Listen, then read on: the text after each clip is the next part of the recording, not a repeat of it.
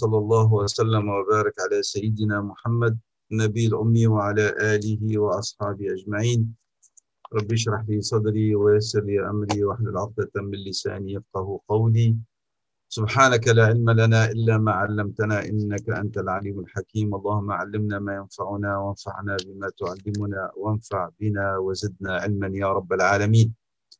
Manzilatul Ikhbat, la station de l'humilité, et c'est pas une humilité simple et ordinaire, mais c'est une humilité accompagnée de paix, d'apaisement, de sérénité, d'émotion, de quiétude. Hein? Nous avons présenté à cette station spirituelle avec une longue introduction de la part de l'imam Ibn al-Qayyim rahimahullah ta'ala. Et aujourd'hui, nous passons aux différents degrés de cette station spirituelle qui est Darajat al-Ikhbat. يقول الهروي رحمه الله تعالى: والإخبات وهو على 3 درجات. الدرجة الأولى أن تستغرق العصمة الشهوة وتستدرك الإرادة الغفلة ويستهوي الطلب السلوة أو Donc, nous allons, Inch'Allah Ta'ala, expliquer ce premier degré. Et comme vous voyez, c'est une parole profonde et qui nécessite une explication. Lorsqu'il dit, rahimahullah Ta'ala, أن تستغرق العصمة الشهوة. Avant d'expliquer cela, on se pose la question suivante: quelle est la chose la plus dangereuse pour les dévots, pour ceux qui cheminent dans la voie de Dieu, subhanahu wa ta'ala, cherchant sa proximité et cherchant la transcendance? En vérité, ce qui est le plus dangereux pour eux, c'est cette variation et cette inconstance de l'âme humaine. Ce qui est le plus dangereux, c'est-à-dire taqallubun nafs. Taqallubun nafs, c'est-à-dire ces revirements, ces changements. C'est-à-dire nafs, notre nafs, et vous le sentez tous et toutes. تعيش إقبالا وإدبارا. Il y a des moments تقبل على الله. Elle a un élan extraordinaire vers Dieu subhanahu wa ta'ala, vers le bien, vers la spiritualité, vers la recherche du recueillement et de l'humilité. Et parfois, elle tourne le dos à tout cela, tout le bureau. Et donc, hop, c'est la passion qui surgit. C'est les préoccupations matérielles qui deviennent les sujets le plus important et le plus crucial qui préoccupent le nafs. هذا التقلب, ce changement, cette variation, en vérité, il pose problème et dérange ceux qui sont conscients de son danger, parce qu'ils cherchent en vérité à revenir vers Dieu. Et lorsque Al-Qalb et Al-Nafs descendent dans cette station, au sens figuré, sur le plan spirituel, dans la station de l'Ikhbat, c'est que vraiment, elle a dépassé et elle a quitté cette situation de bouleversement et de variation de Nafs. Si nous vivons encore cet état, c'est que nous n'avons pas encore les outils et les moyens et acquis les autres manazil pour que notre descente dans Darajat al-Ikhbat soit réelle. يعني السائرين إلى الله إذا ما ينزلون في منزلة الإخبات فإنهم يعني أنهم قد تجاوزوا تلك المرحلة. ليس تجاوزا كليا, ce n'est pas qu'ils l'ont dépassé définitivement parce que l'insan n'est pas parfait. ولكن dans la plus grande partie de leur temps, dans la plus grande partie de ce que vit un nafs, l'état du nafs, c'est qu'ils ne vivent pas en permanence et dans la plus grande partie cet éloignement et ce rapprochement et éloignement et rapprochement. Donc, l'état va être le plus possible et ce qui est vécu le plus possible par un nafs, c'est le rapprochement et non pas l'éloignement. Et donc, on rapporte que certains des gens du livre sont venus à la rencontre de Sayyidina Abdullah ibn Abbas radiyallahu anhuma et ils lui ont dit nous sommes meilleurs que les musulmans.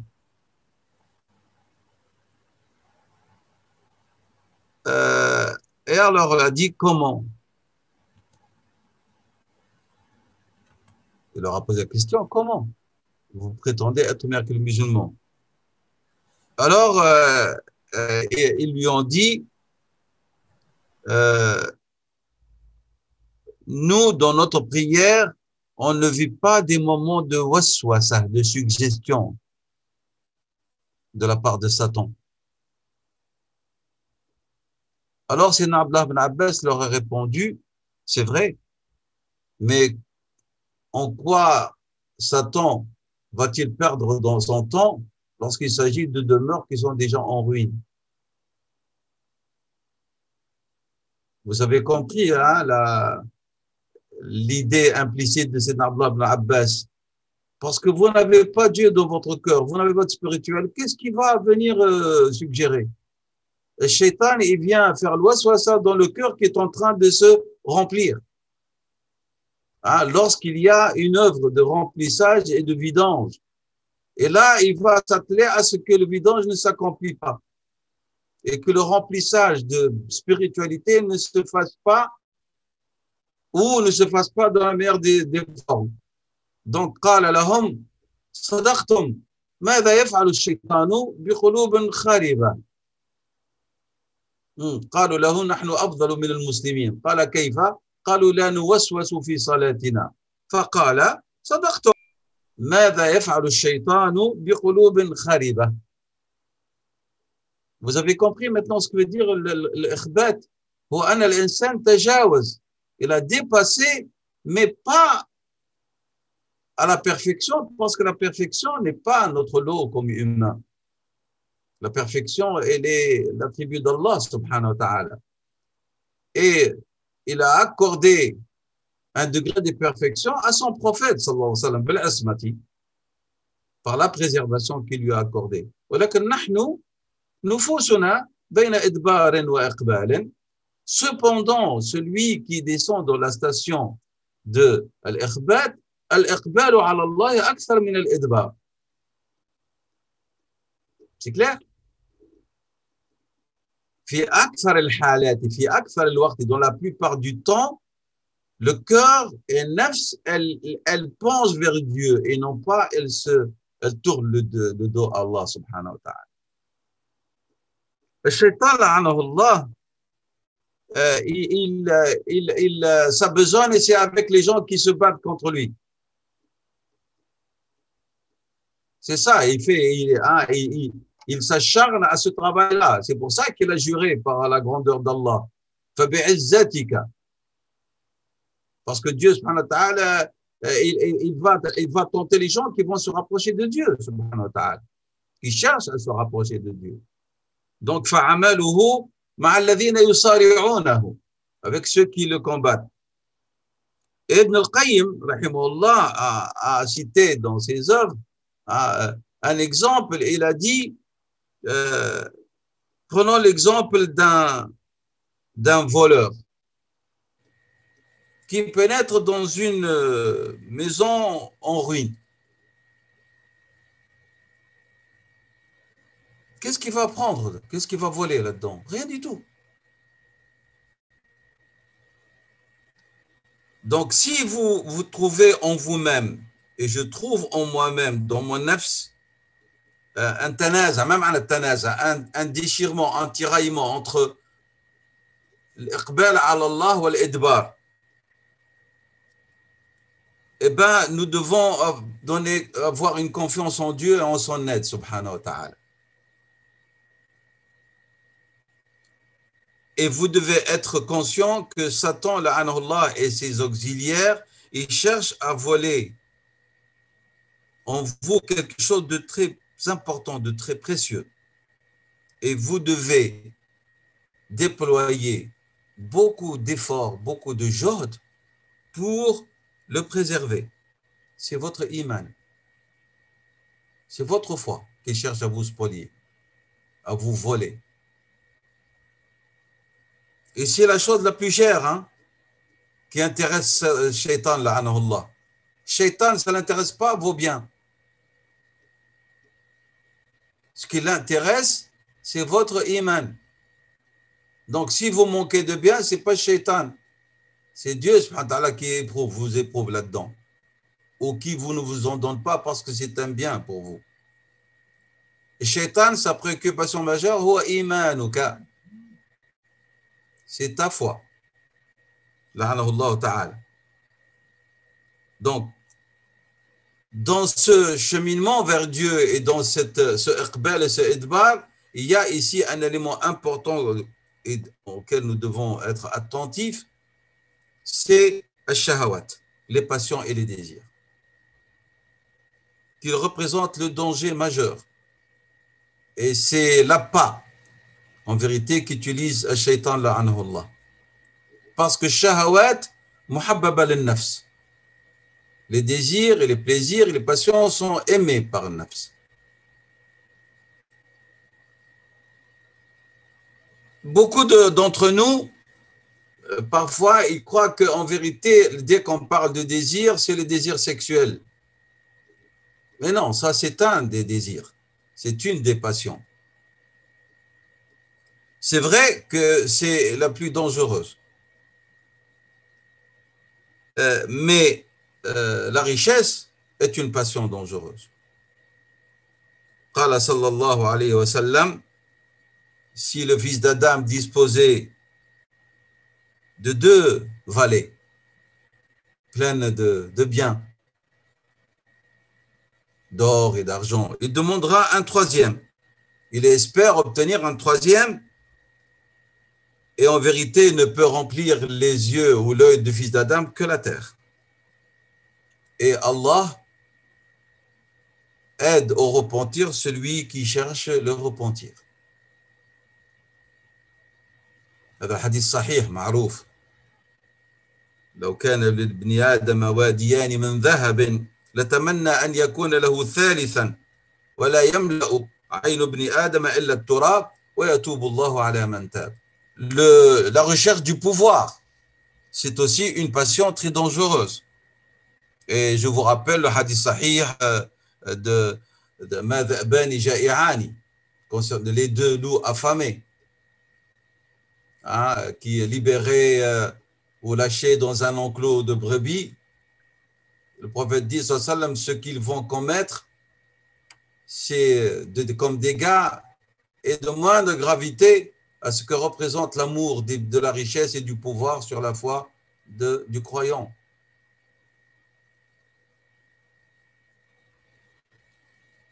L'imam al-Harawi, rahimahullah ta'ala, donc dans sa démonstration, il dit donc dans ce premier degré, أن تستغرق العصمة الشهوة. أن تستغرق العصمة الشهوة. Al-isma, c'est quoi? Nous avons dit, c'est la préservation. On ne parle pas ici de la qualité de l'infaillibilité que Dieu a accordée à ses prophètes et messagers, alayhim salatu wassalam. Et donc, ici, c'est-à-dire, c'est une protection d'Allah subhanahu wa ta'ala, c'est une assistance de la part d'Allah subhanahu wa ta'ala pour le mukhbit, pour l'humble. Et alors, cette assistance, cette préservation va lui permettre de vaincre et de dominer al-shahwa. هذا ما معنى أن تستغرق, c'est-à-dire que la préservation de la part d'Allah subhanahu wa ta'ala accordée à Al-Mukhbit, celui qui vit l'état d'humilité, de paix, celui qui est dans un état d'émotion tel, il le vit en permanence ou de la plupart du temps avec Dieu subhanahu wa ta'ala, lorsqu'il descend cette station, eh ben, Dieu va lui accorder la préservation qui va dominer et vaincre ash-shahwa, les passions et les désirs. À tel point que ash-shahwa n'aura aucun effet sur sa volonté. أن الشهوة يعني تصبح لا تؤثر في إرادته. Si j'explique d'une autre manière, et je le dis en arabe, c'est ce qu'il a dit loi, أن تستغرق العصمة الشهوة أن تستغرق عصمته شهوته, c'est-à-dire l'isma, elle va être, c'est comme si elle va couvrir le désir pour qu'elle n'a plus d'effet sur lui. Il va submerger, si je peux dire, son désir et ses passions par cette qualité de préservation jusqu'à ce qu'elle n'a plus aucun effet sur lui. Et alors, quelle est la conséquence? Sa volonté va devenir plus forte, plus renforcée. Donc, celui à qui Dieu veut du bien, en vérité, c'est celui que Dieu protège, préserve de tout ce qui peut le mener vers l'égarement et l'éloignement de Dieu. وهذا لا يكون إلا بإرادة قوية وبتوفيق من الله سبحانه وتعالى بطبيعة الحال. قوله رحمه الله تعالى وتستدرك الإرادة الغفلة وتستدرك الإرادة الغفلة. الإنسان par nature peut tomber dans la distraction, peut oublier, mais par la force de sa volonté acquise par son humilité, il va, on va dire, récupérer ce manque qu'il a, qui est en lui, dont il est assujetti, qui est le ghafla. Yastadrikuha. Donc, c'est comme s'il va se tenir debout grâce à sa volonté pour chasser le ghafla. Et nous avons dit, la volonté qui va lui permettre de chasser le ghafla est due à quoi? Est due au fait qu'il a dominé par la préservation ses passions.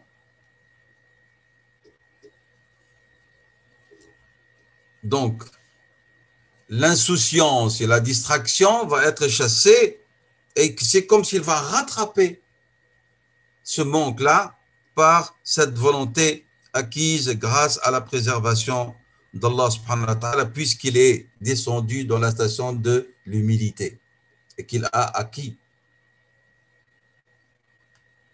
La volonté, l'irada, donc vous permet de vaincre et de dominer l'insouciance. Elle devient plus forte que l'insouciance. Donc, ton âme, elle va être dans un état de conscience. Elle est consciente, si vous voulez, de ce qu'elle veut. Elle ne vit pas dans l'état de l'insouciance, de l'ignorance, de la distraction, et ne sait pas, jusqu'à ce qu'elle soit submergée par les désirs et par les passions. Non, non. Elle est dans un état d'éveil, elle sait ce qu'elle veut. Elle est consciente de ce qu'elle veut, et j'ai dit veut vous dire, c'est-à-dire qu'il y a une volonté là. يقول ابن القيم رحمه الله والإرادة, et la volonté chez ceux qui cheminent vers Allah subhanahu wa ta'ala.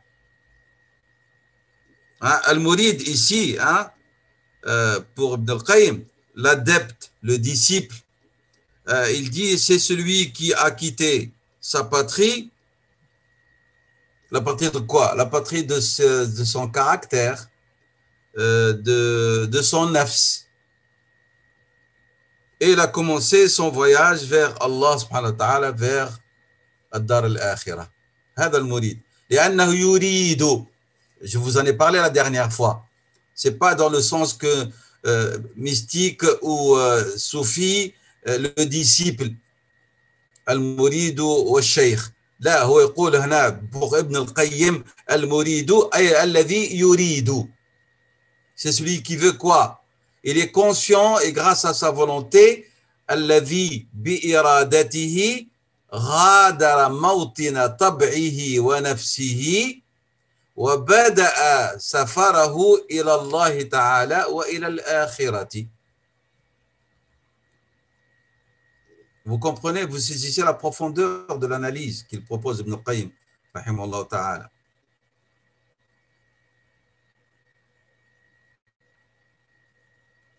Exemple pratique, on va dire. L'un d'entre vous a pris la résolution de faire du zikr.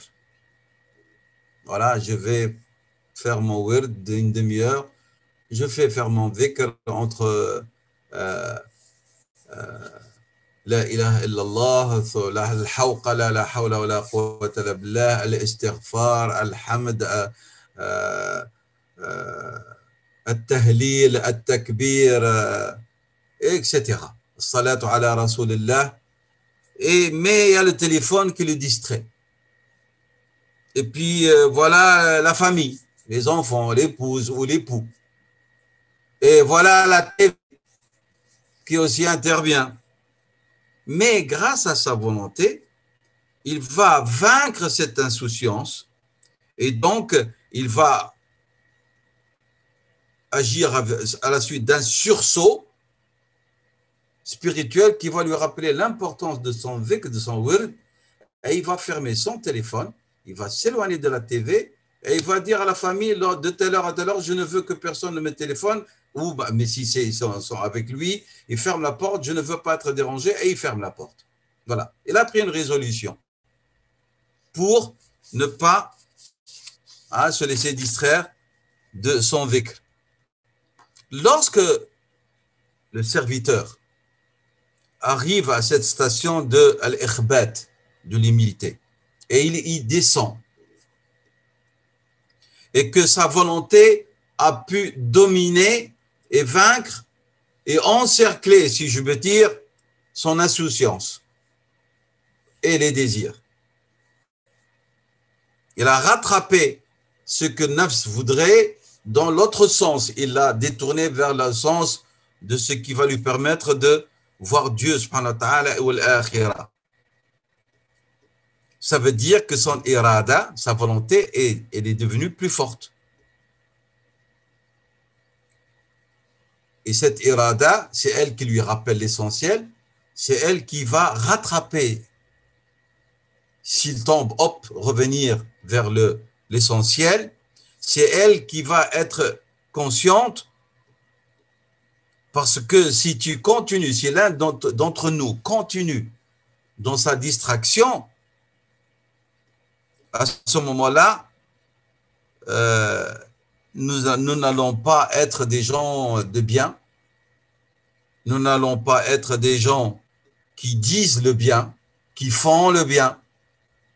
Alors, lorsque vous sentez, vous voyez que vous êtes en train, après quelques glissements, à vous reprendre, à vouloir faire le bien dans le sens global, ibadat, a'mal salihat, c'est un terme général. Et وَتَقُولُونَ الْخَيْرَ, ça veut dire que vous êtes repris et l'éveil, elle est là. Et que l'irada, elle est là et elle cherche à rattraper. Donc, lorsqu'on accentue, on multiplie فعل الخير وقول الخير, فهذا يعني أننا نستدرك ما فات وأن الإرادة de nouveau elle est dominante. هذا, ce sont des signes. C'est clair? قوله رحمه الله ويستهوي طلب السلوة ويستهوي طلب السلوة. Alors, un langage spirituel d'un autre genre, d'une autre nature. On n'est pas habitué à cela, nous. Et on voit vraiment que l'analyse porte chaque fois sur un aspect de notre nafs et comment notre cœur doit être éduqué pour qu'il va dans le bon sens.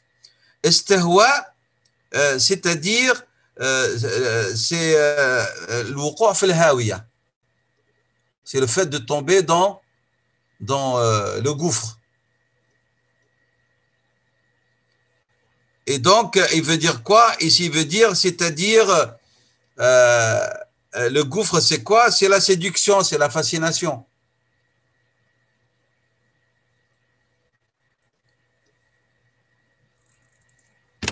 Et la fascination et la séduction de tout ce on veut faire. Et alors, qu'est-ce qui va se passer? C'est-à-dire qu'il dit que l'insan, as-salwatu, je vais l'expliquer, as-salwatu, c'est lorsque tu aimes les choses et tu les recherches pour autre que Dieu. Mais dans les manazil spirituels, as-salwatu, c'est le réconfort. Alors, c'est-à-dire tu dois être attentif à ce que tu ne sois pas séduit, fasciné par le réconfort dans lequel tu vas être. Regardez ce qu'il dit. Il va vaincre par sa volonté, hein? Il va vaincre par sa volonté quoi? Son amour du réconfort, son désir du réconfort. De réconfort, sur le plan spirituel, hein? Le réconfort que ton nafs vit, mais elle vit pour elle, c'est elle qui se sent bien. C'est-à-dire, j'ai prié et j'ai fait des bonnes œuvres pour que je me sente bien. Alors que ici, Ibn al-Qayyim, il fixe la barre avec le Harawi, il fixe la barre très très haut. Il dit que lorsque tu accomplis même les tâches spirituelles, il faut que le réconfort que tu sentes, c'est pas parce que pour ton réconfort personnel, mais tu dois le faire parce que tu le fais pour plaire à Dieu. C'est-à-dire, il dit faites attention de ne pas en tirer un profit spirituel pour vous. Mais lorsque vous le faites, vous dites je le fais pour Allah. Et ton nafs, elle vient au second plan. Bien sûr, c'est vrai qu'elle va acquérir la quiétude et tout, mais il ne faut pas que ça glisse l'idée morale que je fais cela pour me sentir bien. L'essentiel pour as-sa'irina ila Allah, annahum, lorsqu'ils agissent pour Dieu. Et voilà ce qu'il dit ici. وَهَذِي عَلَامَةُ الْمَحَبَّةِ الصَّادِقَةِ. Et c'est ça le signe de l'amour véridique.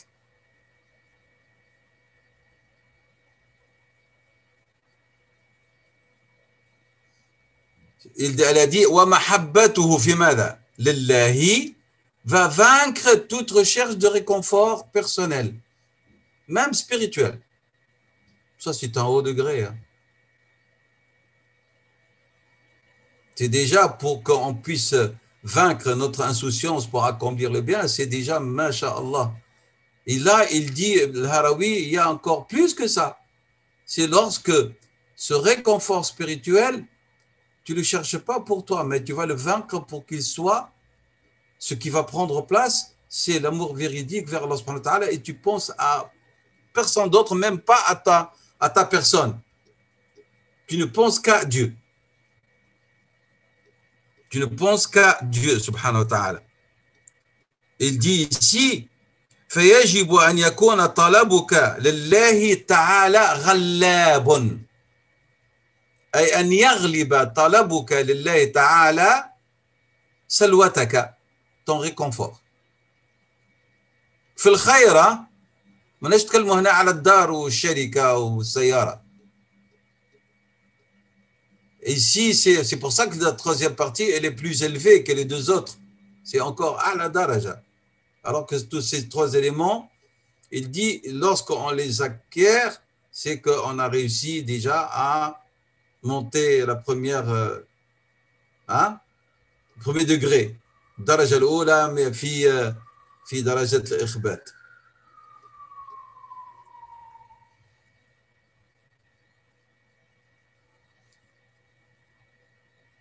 صاحب الإخبات, celui qui acquiert cette daraja, cette manzila, رغباته وطلباته نفسه, tourne avec la loi de Dieu.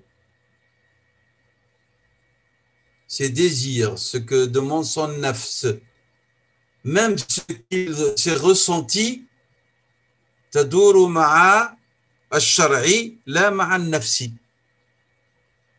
حتى في فعل الخير. Pourquoi? Rappelez-vous, le Shara, il nous demande de ne pas tomber dans le ghurur, de ne pas tomber dans le kibriya, de ne pas tomber dans le husn dhann bin nafs, de ne pas, donc c'est clair. Donc, il va tourner avec la loi de Dieu, et pour qu'il tourne bien avec la loi de Dieu, eh bien, qu'est-ce qui va se passer? Eh bien, طلبه لله تعالى يكون غلاب على طلبات نفسه مهما كانت.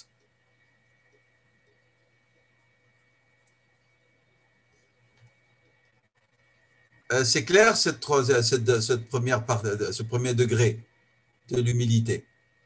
Il ne faut pas se sentir vaincu, hein, parce que je vois certains visages là, ils disent Ya Latif, où est-ce que nous en sommes? C'est vrai, Ya Latif, où est-ce que nous en sommes? On est encore loin. ولكن معرفتك على الخير, ça te permet de dire eh ben, je vais m'atteler, et vous ne savez pas, hein, lorsque Dieu ouvre les portes, personne ne peut les refermer, subhanahu wa ta'ala. Il suffit d'un moment de sincérité intense, وربي يعطي أنواره. Comme a dit Abu Hamd al-Ghazali, نور يقذفه الله في القلب, une lumière que Dieu peut envoyer dans le cœur de son serviteur, de ses servantes, s'il a de la sincérité. C'est clair? Parce que ce n'est pas Kathrat al-Ibada qui va donner. Ce n'est pas Kathrat al-Ibada. Parce que nous avons dans les hadiths de Rasulullah sallallahu alayhi wa sallam des textes qui sont clairs, évidents, que beaucoup de gens ont atteint la proximité. Là, c'est de Kathrat al-Ibada. Rappelez-vous, le Mubashar bil-Jannah qui ne savait pas, dont le prophète sallallahu alayhi wa sallam a informé ses compagnons. Il a dit Yatlu alaykum al-ana rajulun min ahli al-Jannah. Et le compagnon qui est allé se faire inviter chez lui, il n'a pas vu, on dit c'est Abdullah ibn Omar, je crois, radiyallahu anhuma. Il a vu qu'il n'y avait pas beaucoup d'adoration. L'homme, il rentrait chez lui, il faisait ses prières, puis il dormait. Il se réveillait le matin, il faisait sa prière du subh à l'heure, et puis il partait travailler. La ibada hatta al-sabah. Mais alors, qu'est-ce qu'il faisait? Il a dit, lorsque je mets ma tête sur mon coussin, je ne prouve aucune haine envers aucun musulman. Qalbuhu salim. Hein, son cœur a été purifié de quoi? De l'bourd, de l'karahia, de la haine. C'est une grande qualité, c'est pas facile à avoir. فإذا القضية مش قضية صليت 1000 ركعة, j'ai prié 1000 ركعات, j'ai fait 4 khatmat du Coran. Non, c'est pas ça. Et j'ai fait 5000 fois la ilaha illallah. C'est bien, c'est demandé. C'est bien, ce sont des moyens de purification, c'est vrai. Mais si le cœur n'y est pas, si le cœur n'a pas été libéré des souillures, c'est comme si tu fais une couche de peinture sans produit de protection contre l'humidité et contre les intempéries. Ben, un peu de temps après, l'eau va pénétrer dans le mur de ta maison. Hein. Et il n'y aura pas d'effet de ce que tu fais sur ton cœur si le cœur n'a pas été libéré. Enfin, parmi les moyens qui libèrent, هو أن تتحرر من سلوة نفسك ولا ترى أن أفعالك لا ترى من أفعالك شيئا إلا أنها لله سبحانه وتعالى وأنك تقوم بها حبا في الله تعالى وبحثا عن حب الله تعالى. وهذه درجة عالية، وهذه من البيان العجيب لابن القيم رحمه الله لما ذكره الهروي. Ça montre la qualité spirituelle de l'imam al-Harawi et la qualité spirituelle de l'imam Ibn al-Qayyim rahimahumullah ta'ala. ولكن هذا كما قلنا, ceci, comme j'ai dit, ne doit pas nous mettre dans un état de défaitisme et dire bah, نحن مغلوبين. Non, non. Al-Maghloub, c'est celui qui jette hein, la serviette et dit je suis vaincu. ولكن نحن ربي سبحانه وتعالى dit إن الإنسان في كبد. Donc il est dans un effort acharné en permanence. الدرجة الثانية que l'imam Ibn Qayyim a intitulé rahimahullah ta'ala قطع الأسباب والعوارض ومواجهة الفتن. ومواجهة الفتن. قال رحمه الله تعالى الدرجة الثانية أن لا ينقض إرادته سبب. Nous avions vu dans le premier degré qu'il s'agit donc de quoi? De la naissance d'une volonté consciente qui va dominer shahwa, hein? Et que cette volonté consciente doit être permanente, en fin de compte, et non pas qu'elle vit iqbal ou idbar, et que cette volonté va permettre à ce qu'il va dominer même sa loi. Hein? Son réconfort, وأن يكون طلبه لله تعالى هو الغلاب. C'est celui qui domine sa recherche de Dieu. Dans la deuxième, il dit, en vérité, Ibn Qayyim dit, هي ثلاثة أمور. Nous avons cité ici, ألا ينقض إرادته سبب ولا يوحش قلبه عارض ولا يقطع عليه الطريق فتنة. Trois éléments. Donc, ألا ينقض إرادته سبب. Ici, comme vous voyez dans le premier degré et dans le deuxième, le Harawi Ibn al-Qayyim rahimahullah met l'accent sur la volonté et son importance. Al-iradatu. Al-irada, c'est quoi? En quoi est-ce qu'elle est concrétisée? Elle est concrétisée lorsque tu chemines vers Allah. Al-iradatu hiya sayruka. هي سيرك في الشيء وطلبك له. C'est ça l'irada. أنا أريد شيئا. إذن فأنت تسعى إليه. Tu vas aller à sa recherche. Tu vas aller à sa rencontre. هذا ما معنى الإرادة. Donc الإرادة هي ليست فكرة في الرأس, dans l'esprit. الإرادة هي أمر شيء عملي. C'est quelque chose d'actif, de véridique, de concret. C'est pour ça que Dieu dit Man arada al-akhirata wa sa'a laha sa'yaha. Vous vous rappelez le verset?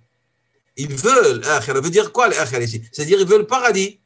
Et qu'est-ce qu'il va faire alors, celui qui veut le paradis? Sa'a laha. Il va y aller. Et il va y aller comment? Eh bien, il va y aller d'une manière conforme à ce qu'il veut. Wa sa'a laha sa'yaha. As-sa'i pour lequel tu vas chercher le paradis doit être un sa'i qui va te permettre d'y accéder. Et non pas, par exemple, tu vas faire un sa'i d'innovation, bilbida.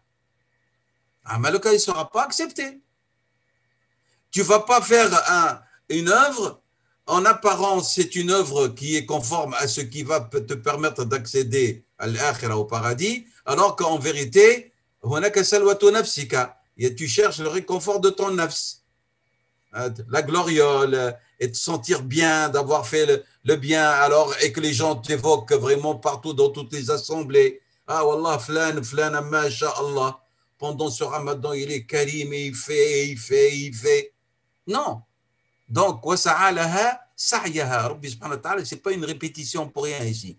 Il a dit, tu dois faire un sa'i, et puis te dit, voilà le genre du sa'i qui va te permettre d'accéder à l'akhira, c'est-à-dire à na'im al-akhira, au paradis. Donc, c'est clair? Donc, et le contraire de sa'i, c'est-à-dire, c'est le udul an al-sayr, an al-safar. Donc, l'opposé, c'est lorsque tu renonces à ce sayr. C'est-à-dire que tu renonces à ta irada. C'est clair? Al-aridhu, l'obstacle ici, ou al-awaridhu. Je suis en train d'expliquer les éléments importants. Al-aridhu, c'est l'obstacle. C'est la chose qui va se mettre vraiment comme barrage, comme barrière entre toi et ce que tu cherches à joindre, à rejoindre. Hein? فهو الشيء الذي يعترضك في طريقك. Alors, vous savez quel est le danger lorsque il y a un arid et vous ne lui accordez pas d'importance? Eh bien, ce arid, il va vous obliger de changer de direction, c'est-à-dire votre direction était Allah. Eh bien, lorsqu'il vient là et tu n'as pas l'irada qu'il faut, tu vas changer de direction. Eh bien, tu as laissé tomber le chemin de Dieu. Tu as arrêté ton cheminement vers Allah. C'est pour ça que tu dois te battre. Ta irada doit être présente. Elle ne doit pas être naqd, le fait d'enlever. Naqadha ahdahu, c'est le fait de se désengager de sa promesse ou de ce qu'il a conclu. Et donc, il faut que tu fasses attention à ne pas te désengager ou qu'il y a quelque chose qui vient devant toi et qui s'oppose à ta irada, un sabab, qui va vraiment devenir un arid. Et ce arid, il va avoir un effet très négatif sur le cœur, c'est que ton cœur, il va tomber dans al-wahsha, dans la solitude, puisque tu n'es plus sur le chemin de cheminement vers Allah subhanahu wa ta'ala. Et parmi ceux qui va encore aggraver cette situation, c'est que parmi ce qui va se mettre entre toi et ton cheminement vers Dieu, une fitna. Donc tu dois être attentif à la yanqudha, que toi tu dois être attentif de ne pas te désengager de ta volonté ou par un sabab quelconque, une cause quelconque, que ton cœur ne va pas tomber dans une situation de solitude, de vide, à cause d'un opposant quelconque, et qu'il n'y a pas un obstacle qui va se mettre devant toi, sur ta voie, parce que le danger, c'est que tu vas te trouver alors, à ce moment-là, tu vas changer de direction. وعندما تغير وجهتك فإنك انقطعت عن الله تعالى سبحانه. C'est clair ces éléments que je donnais pour expliquer ces éléments. Qu'est-ce qui te fait changer de direction? Ad-dunya, al-shahawat, les passions, les désirs, les préoccupations, al-shawaghil.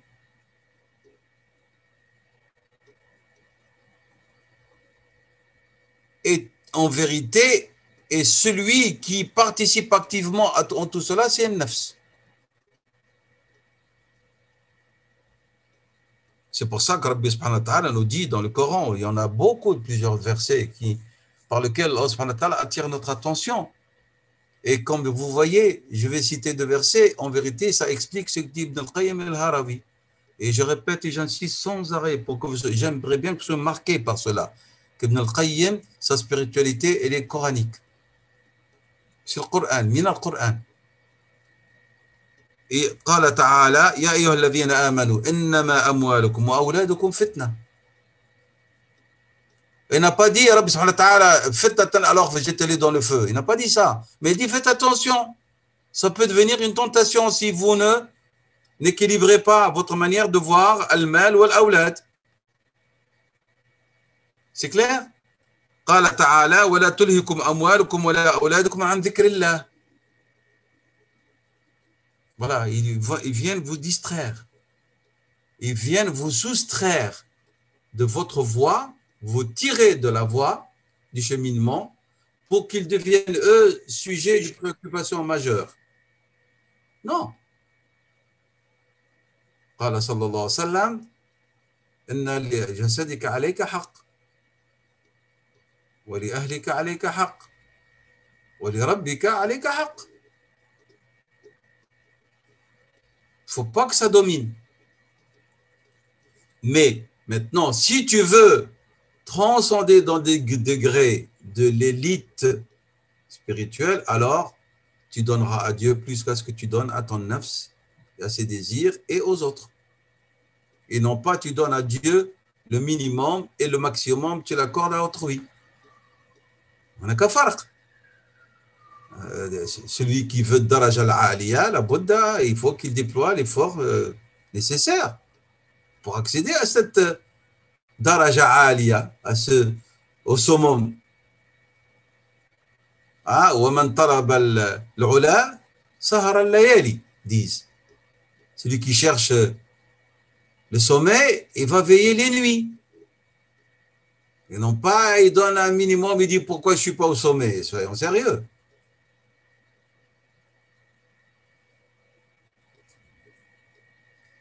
L'arif, cet obstacle qui peut se mettre entre toi et ton cheminement vers Allah subhanahu wa ta'ala, il peut avoir les effets suivants. Soit tu vas rebrousser chemin. نسأل الله السلامة. يعني الإنسان تاب إلى الله وبدأ يترقى وبعدين يرجع إلى المعاصي يولي سكير زاني سارق ظالم. Ça, c'est un danger. 2, il peut te laisser cheminer, mais tu ne vivras pas la quiétude nécessaire lors de ton cheminement. العارض هذا يتركك تسير ولكن سيرك لنكون سيرا ممتعا وليس فيه ترقي.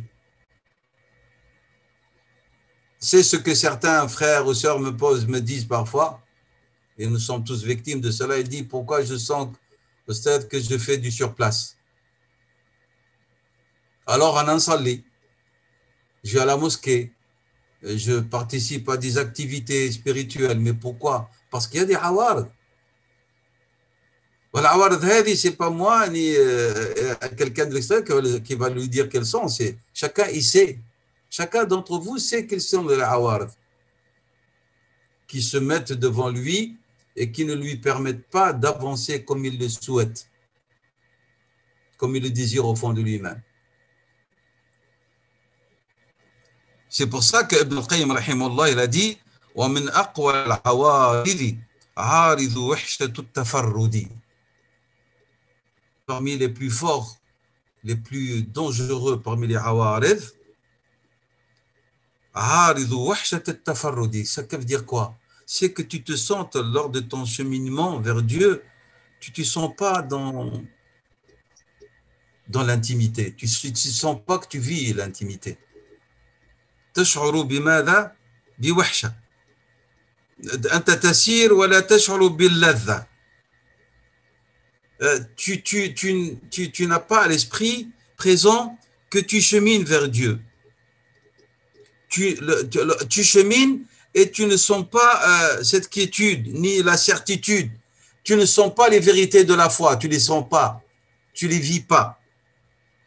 Tu ne sens pas la douceur de l'adoration et de la dévotion. حلاوة الإيمان, tu ne la sens pas. ولكنك سائر.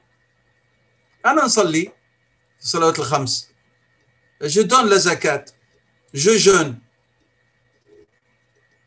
j'ai accompli l'umra et le hajj, mais je ne sens pas اللذة. هذا سماه ابن القيم وحشة التفرد. وحشة. الوحشة vraiment c'est lorsque tu te sens seul, une sorte de solitude, alors qu'en vérité as-sa'iru doit se sentir dans un état de paix, de quiétude, et parce qu'il est dans l'intimité. Alors s'ils ne sont pas cela, c'est qu'il y a des awards.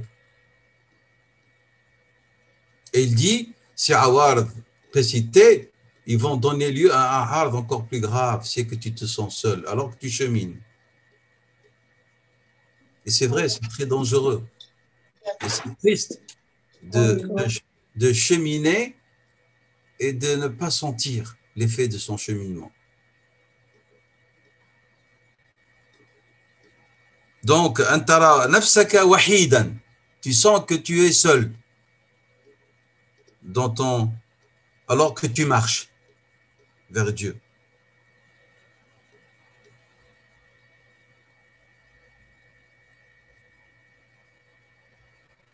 هذا السير. لكن il y a une autre solitude qui n'est pas mauvaise. C'est que lorsque tu regardes autour de toi, tu te vois, la grande majorité des gens, ils vivent autrement.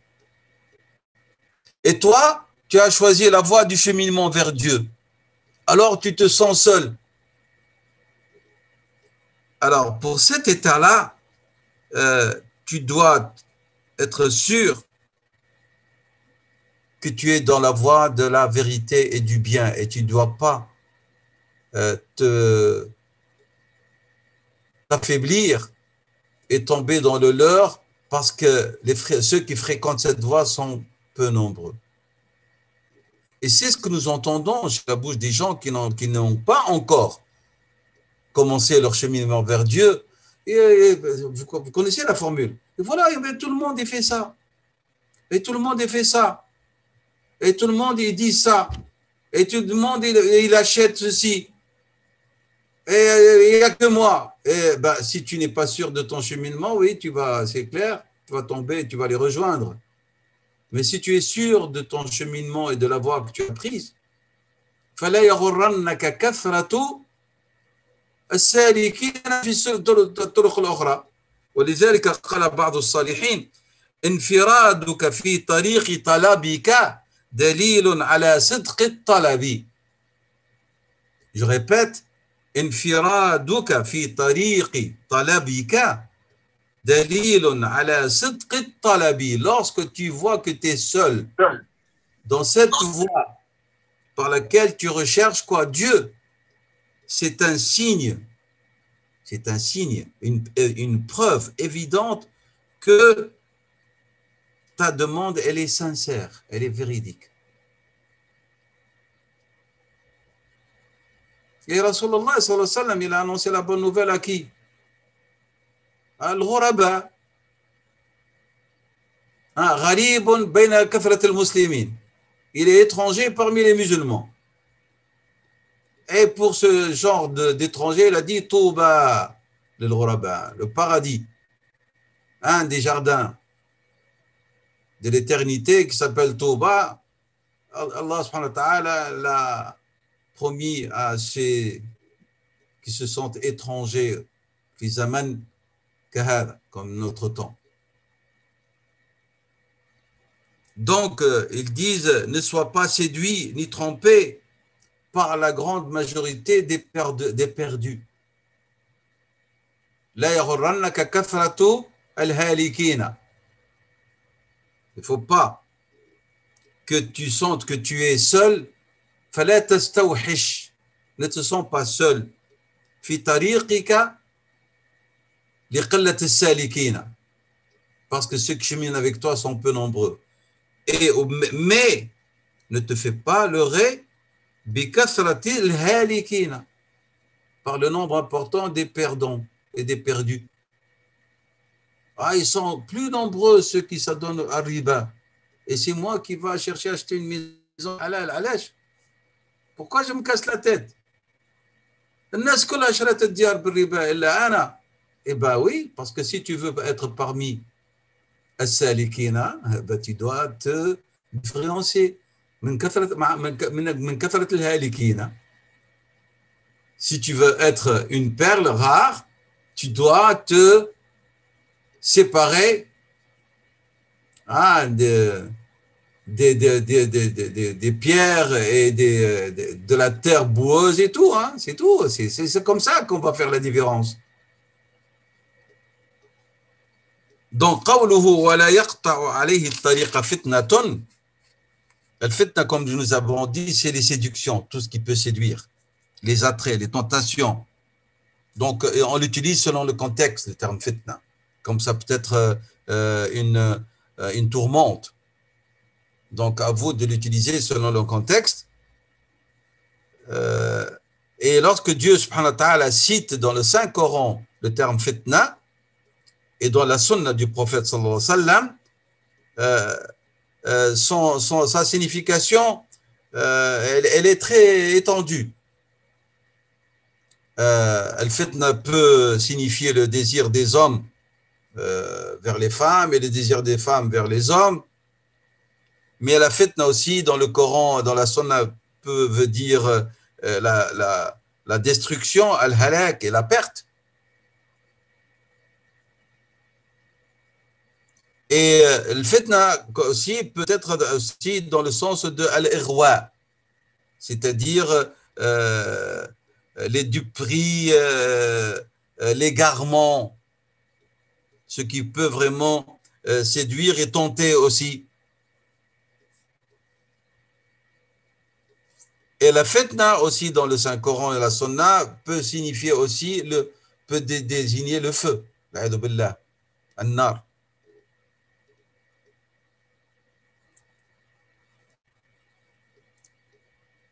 Donc, le terme fitna peut prendre beaucoup de significations dans les textes légaux.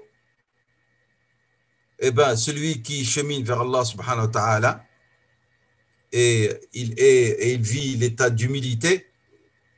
Donc, aucune de ces tentations précitées, selon leur sens, le sens le plus large du terme, ne peuvent se mettre entre lui et sa voie et son cheminement.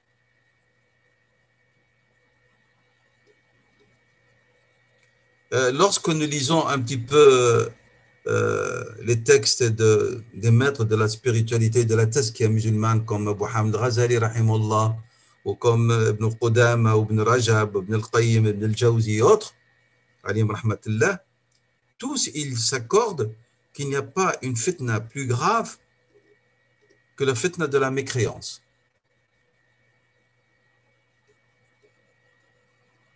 Et puis vient la fitna de la désobéissance, du péché.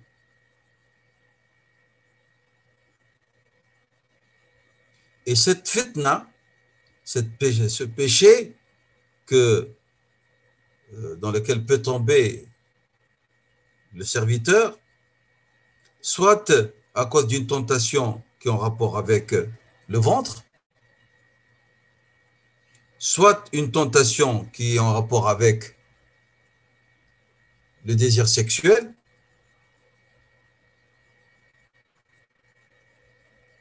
ou soit une tentation ou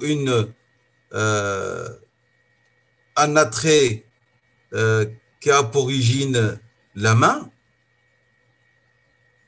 le vol, par exemple.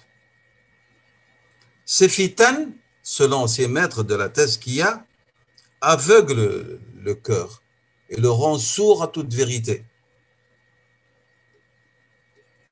La conséquence, son éveil ou son réveil est très difficile et alors ils deviennent ces ma'asi, après fitnat al-kufr, deviennent cause pour sa destruction et sa perdition.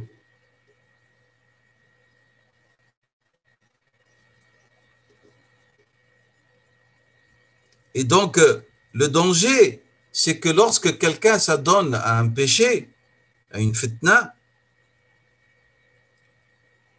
c'est que le législateur, subhanahu wa ta'ala, peut faire en sorte qu'elle va donner lieu à une damnation de sa part.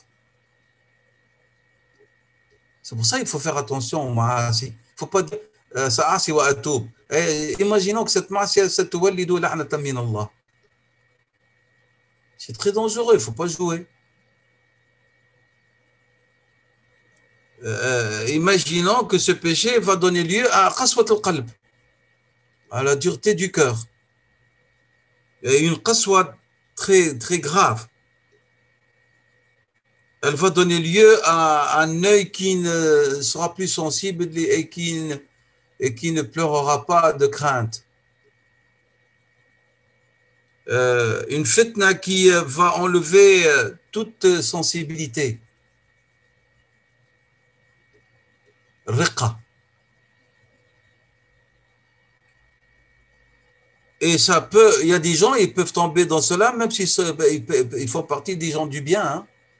تلقاه صاحب خير ولكن قلبه ليس فيه رقة.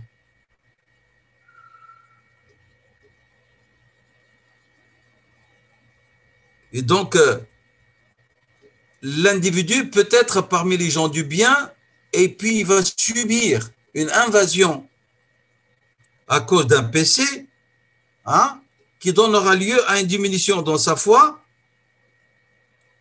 et qui peut donner lieu peut-être à une malédiction ou qui peut donner lieu à un cœur qui va être fermé, chaîné, enchaîné,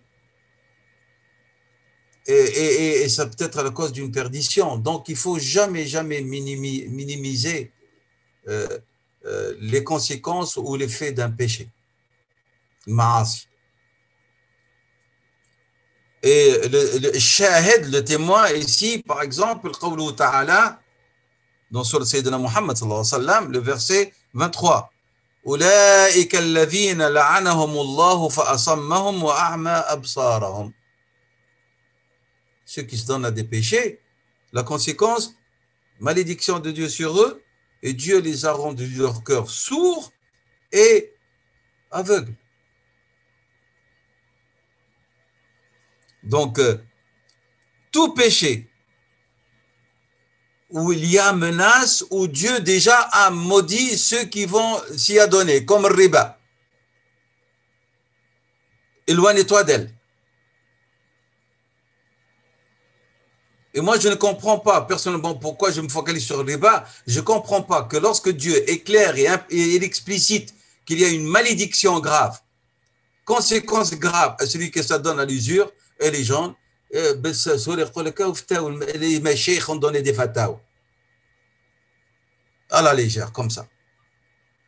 Ibn al-Qayyim, rahimahullah, wa ulama at-tazkiyah, dont on a cité certains noms, ils disent كل معصية فيها لعن فابتعد عنها فإنها مصاب جلل.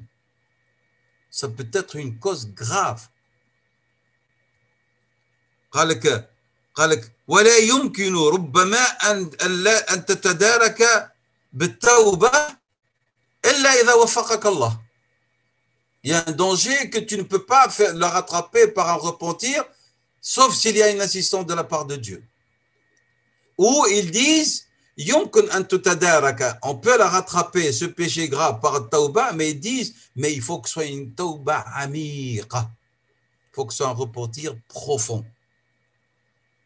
Et un pardon étendu de la part de Dieu, subhanahu wa ta'ala. Est-ce que c'est clair? Rahim. اللهم صل وسلم وبارك على سيدنا محمد وعلى آله وأصحابه أجمعين. اللهم صل على سيدنا محمد في الأولين.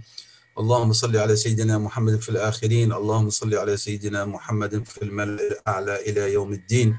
صلاة ترضيك وترضيه وترضى بها عنا يا رب العالمين. الحمد لله على كل حال ونعوذ بالله من حال أهل النار. Donc nous reprenons. Donc Ibn al-Qayyim rahimahullah ta'ala passe après un petit chapitre qu'il a intitulé تجليات هذه المنزلة من ثمرات التوحيد الخالص. Il parle toujours du deuxième degré. Deuxième degré, les manifestations de cette manzila. Hein, et il dit, parmi ces manifestations, c'est qu'elle est quand même l'un des fruits, des conséquences de l'unicité sincère. Alors, il a dit, rahimahullah ta'ala, وَهَذَا لَا يَكُونُ إِلَّا مِمَّنْ كَافَحَ قَلْبَهُ. Celui qui veut vraiment atteindre ce degré, et toutes ces résolutions ne peuvent pas être véridiques ou authentiques que de la part de celui dont le cœur a été illuminé par les effets de la connaissance des noms et des attributs de Dieu. Et que, à travers ces comportements, ces attitudes, on voit les manifestations des significations des noms et des attributs de Dieu.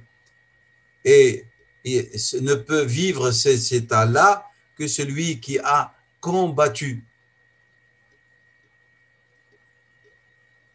Dont le cœur a combattu. Pourquoi? pour atteindre l'essence ou la vérité même de ce que veut dire la certitude. La certitude, comment acquise de quoi? De la connaissance et des effets et des lumières, des effets de la connaissance des noms et des attributs d'Allah subhanahu wa ta'ala. Donc, pour Ibn al-Qayyim, c'est comme s'il dit وَقَدْ قِيلَ مَنْ أَخَذَ الْعِلْمَ مِنْ عَيْنِ الْعِلْمِ ثَبَتَ وَمَنْ أَخَذَهُ مِنْ جَرَيَانِهِ أَخَذَتْهُ أَمْوَاجُ الشُّبَهِ وَمَالَتْ به العبارات واختلفت عليه الأقوال. Donc, on va essayer d'expliquer ce point en plus qu'il a rajouté, rahimahullah ta'ala. Il dit que si vraiment tu veux acquérir la vraie science, tu dois la chercher dans la source même, dans sa source même. C'est à ce moment-là que cette science va être authentique et elle va être ferme.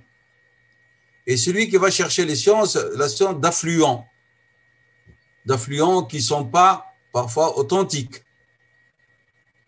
Ils sont souillés par des déviations au niveau de des connaissances que celui qui donne cette science, on est souillé. Alors, il dit à ce moment-là, il va tomber dans quoi? C'est des images ici, hein, dans les égarements de ces vagues. Les vagues de quoi? Les vagues des choses ambiguës, des choses équivoques. Et donc, surtout s'il va chercher là où il y a des divergences au niveau des paroles, des discours, ou la divergence au niveau des avis, à ce moment-là, il va s'éloigner, il va être loin de la vérité. C'est pour ça qu'il faut aller, celui qui veut cheminer, que ce soit sur le plan spirituel ou sur le plan de la connaissance, qu'il aille chercher la science là où elle se trouve. Et non pas, comme il a dit, parce que les conséquences sont là. C'est que s'il ne le prend pas min al-ayn et il le prend min al-jarayan, la conséquence elle est là. Les vagues des choses ambiguës, des équivoques, et les discours aussi, qui chacun a un discours différent, et les avis divergents. Ça va? Ça, c'est deux parenthèses qu'il a ouvertes. Donc, il doit s'éloigner de tout ce qui est interprétation et qui cherche vraiment la science là où elle se trouve. الدرجة الثالثة الخروج من حظ النفس. C'est-à-dire la personne, elle va se défaire de tout ce que l'âme favorise et aime. C'est ça le sous-titre de ce troisième degré de l'humilité. Alors, il va expliquer cela, l'imam al-Harawi, rahimahullah, biqawlihi, أن يستوي عنده المدح والذم وتدوم لائمته لنفسه ويعمى عن نقصان الخلق عن درجته. Celui qui s'installe dans la station de l'humilité, himmatuhu, son ambition va être une ambition vraiment qui cherche l'élévation. Et elle va dépasser son ambition en quoi? Dans le cheminement, hein, et dans la recherche de la proximité. Et il ne va pas accorder d'importance ni à l'éloge des gens, ni à leur dénigrement. C'est-à-dire, il ne va pas se sentir plein de contentement et d'enthousiasme parce que les gens parlent de lui avec éloge. Et aussi, il ne va pas se sentir mal et attristé s'ils disent du mal de lui. c'est-à-dire l'éloge et le dénigrement des gens n'aura plus d'effet sur lui. Pourquoi? Parce que sa préoccupation majeure, c'est que Dieu soit satisfait de lui. C'est ça sa satisfaction. Il n'accorde aucune importance à ce que les gens disent de lui en bien ou en mal.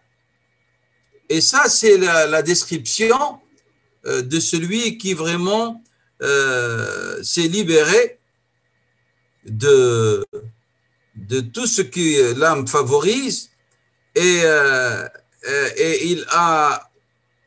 il est devenu apte et prêt à s'anéantir dans l'adoration de Dieu. Rappelez-vous l'anéantissement, de quoi on parle? L'anéantissement, c'est-à-dire qu'il ne se voit plus et que tous ses actes, il voit Dieu à travers ce qu'il fait et que ce qu'il recherche, c'est Dieu. C'est هذا ما معناه. ليس الفناء كما قلنا chez les soufis ésotériques. C'est pas de ça dont on parle ici. L'anéantissement dans la dévotion, dans l'adoration, c'est-à-dire qu'il n'accordera plus, il ne se voit plus lui. Il ne voit que Dieu. Subhanahu wa ta'ala, dans quel sens? C'est que tout ce qu'il fait à travers sa dévotion, c'est Dieu qui voit. C'est à Dieu qui les dirige, c'est Dieu qu'il recherche et pas autre chose. C'est clair? Lorsque le serviteur se réfugie et cherche l'intimité de Dieu, il n'a plus, ce que les gens pensent de lui disparaît carrément. Et il ne s'en soucie guère. Pourquoi? Parce que tu ne peux pas prétendre chercher à satisfaire la création et tu ne peux pas prétendre tout en recherchant leur agrément et te soucier de leur dénigrement et prétendre que tu ne te soucies que de Dieu. C'est pas vrai.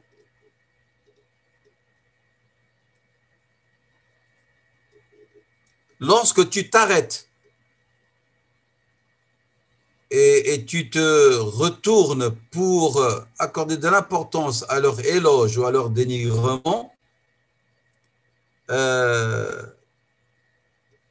vraiment tu as marqué un coup d'arrêt et ton cœur, c'est comme s'il a rompu en ce moment-là le lien avec Allah subhanahu wa ta'ala, puisque le souci est devenu l'éloge et le dénigrement des hommes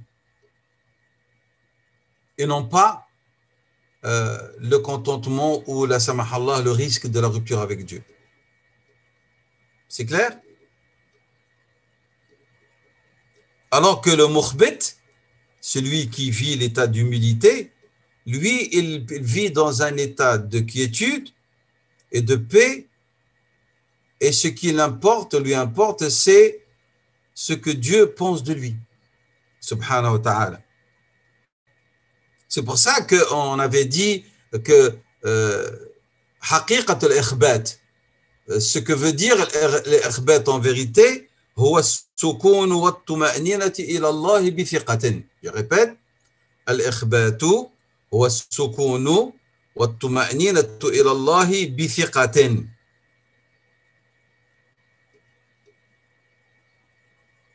Il dit Ibn al-Qayyim, إذا تكلم الناس فيه يجري كلام الناس فيه ذما من باب المصائب والأقدار. Si les gens parlent de lui en bien ou en mal, hein,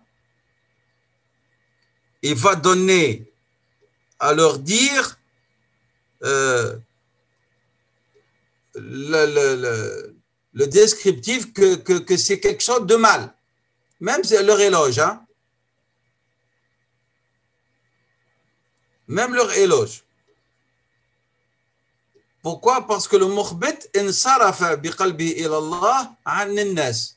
L'humilié, celui qui vit l'état d'humilité, insarafa, il s'est détourné en vérité avec son cœur des hommes vers Dieu subhanahu wa ta'ala. Donc ni leur même dénigrement ni leur qualité.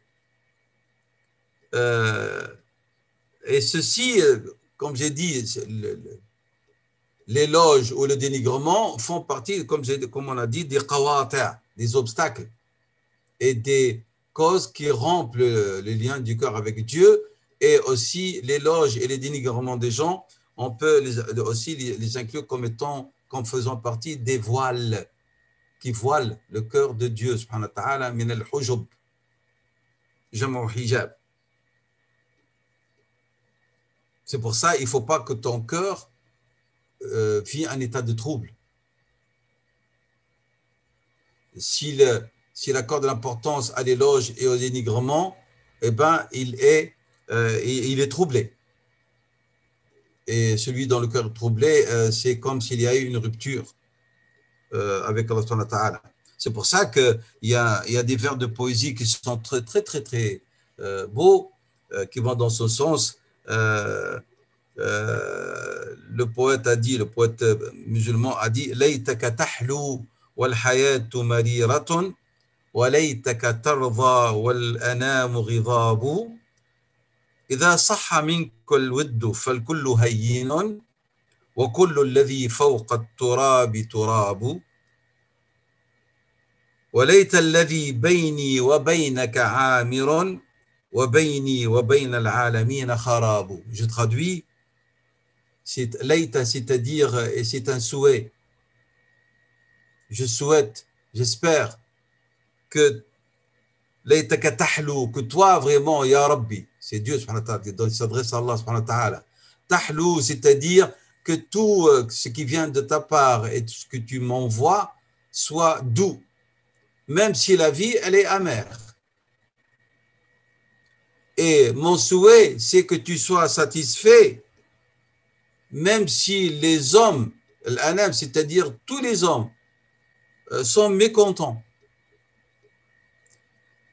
Si vraiment de ta part, al-wud, l'intimité, elle est acquise, tout le reste, il est sans importance.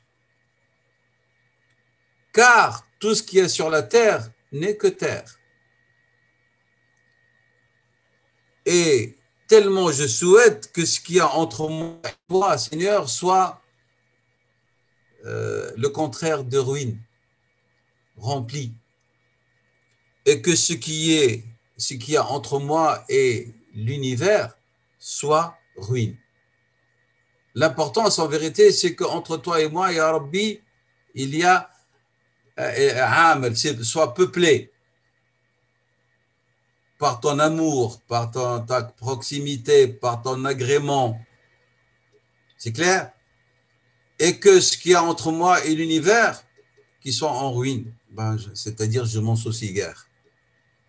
Voilà, ça c'est ces vers expriment exactement ce qu'est al-mukhbit et ce qu'il souhaite, une relation sans rupture entre lui et Allah subhanahu wa ta'ala, et ce qui se passe entre lui et la création, ça lui importe guère, et ça n'affecte guère sa personne.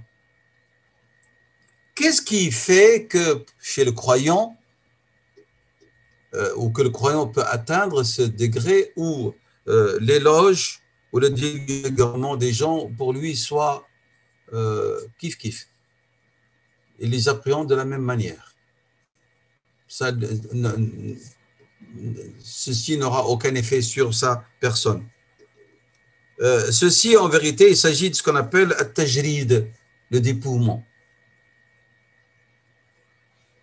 C'est-à-dire que ton âme soit dépouillée de ses sentiments où elle est enclin d'accorder de l'importance au dire des hommes. Et ceci, c'est un chemin très, très épineux et un accès difficile. Et l'âme, vraiment, elle refuse d'y cheminer facilement. C'est pour ça qu'il y a le travail, ce qu'on appelle mujahada, l'effort.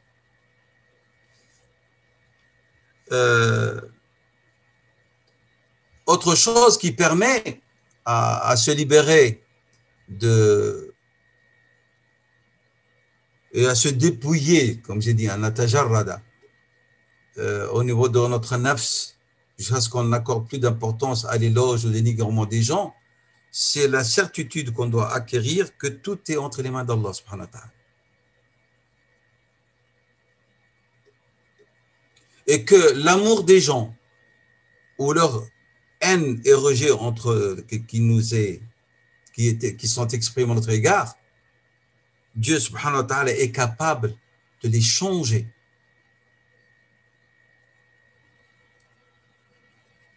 Vous vous rappelez le hadith dans lequel Rasulullah sallam nous dit alayhi sallam, que lorsque Dieu aime quelqu'un, il appelle l'ange Gabriel, lui dit à Jibril, j'aime un tel, aime-le. Et puis, Jibril s'adresse aux gens du ciel, il leur dit, Dieu aime un tel, aimez-le. Et puis après, il dit, et puis Allah va faire en sorte que sur terre, il aura l'agrément des gens. C'est-à-dire, les gens qui le connaissent et ne le connaissent pas, dès qu'ils le voient, ils disent, Masha'Allah, cette personne, nous ne la connaissons pas, mais subhanallah. C'est quelqu'un de bien, c'est quelqu'un qui pénètre le respect, l'amour pénètre dans le cœur alors que je ne connais pas cette personne. C'est clair?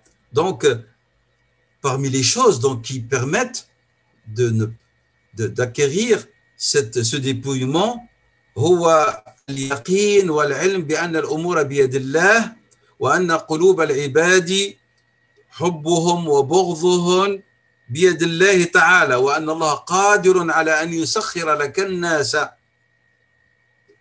La sollicitude des choses et son asservissement sont entre les mains de Dieu et il les accorde à qui il veut, subhanahu wa ta'ala. Et que Dieu est capable de tout. An Allah ala kulli shay'in qadir. C'est pour ça que celui qui a bien compris qu'il s'agit de qawata' et de hujub, et qu'il faut qu'il fasse le travail de tajarrud, tajridat, mustawa nafs, qu'est-ce qu'il va? Eh bien, il ne se tourne pas vers les gens. لا يلتفت إلى العباد. ما يمشيش يعمل العمل الصالح et يلتفت qu'est-ce qu'ils en pensent, qu'est-ce qu'ils disent de lui. Il ne fait pas une œuvre et il se tourne et dit ils disent du mal de moi, alors je vais changer, je vais arrêter. Non, il ne va pas accorder de cela. Et c'est pour ça que Ibn Qayyim a dit, et ça, ce sont les effets du tawhid, de la connaissance de Dieu. أنك تعلم أن الله من صفاته وأسمائه القدير.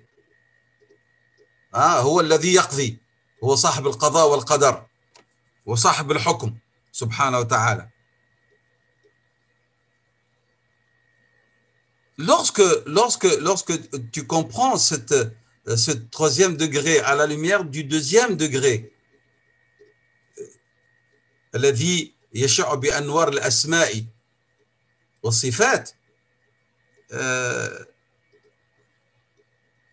tu vas acquérir un comportement. Ce comportement, c'est que la vie d'ici-bas, et ce qu'elle contient, parmi ce qu'elle contient, les humains, et ce qu'ils pensent, ne vaut rien. Elle ne vaut rien.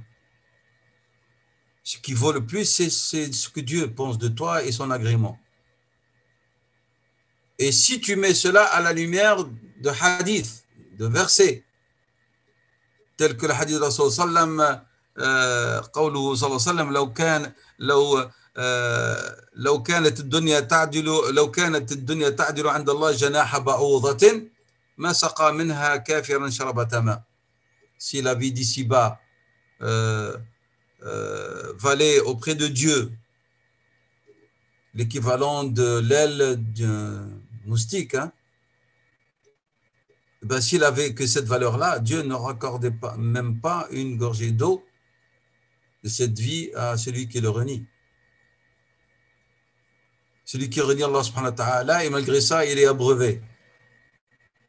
Ça veut dire c'est qu'elle n'est pas extraordinaire. On ne permet pas d'abreuver quelqu'un qui renie Dieu de quelque chose qui a de la valeur. Ce que Dieu lui a accordé comme breuvage ne vient pas du paradis. Dunya. والدنيا من طبيعتها أنها دنية. La vie, parmi sa nature, elle est basse, la bassesse, dana'a, wa hiya qariba.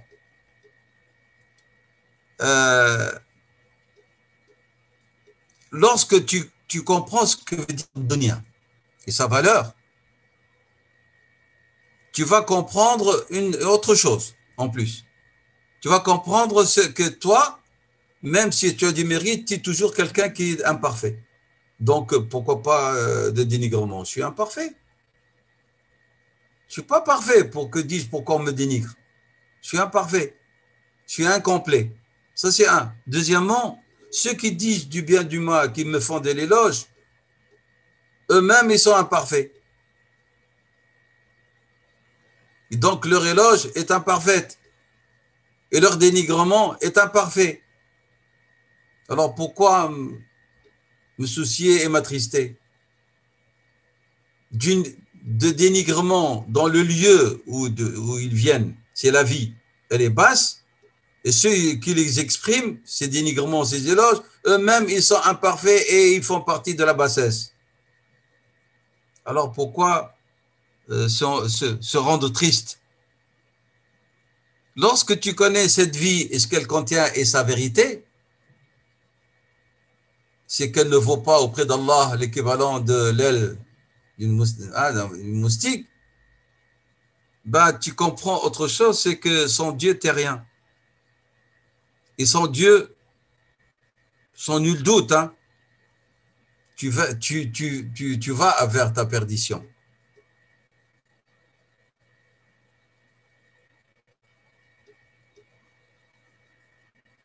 Donc, c'est ta connaissance d'Allah subhanahu wa ta'ala qui va te protéger et même te libérer des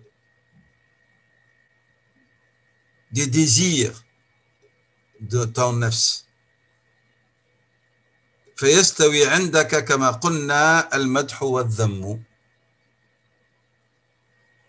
قوله وتدوم لائمته لنفسه. Deuxième élément de ce troisième degré. وتدوم لائمته لنفسه. C'est-à-dire, n'oubliez pas que Allah subhanahu wa ta'ala nous dit au sujet de nafs, إن النفس لأمارة بالسوء. إذن النفس elle est سيئة.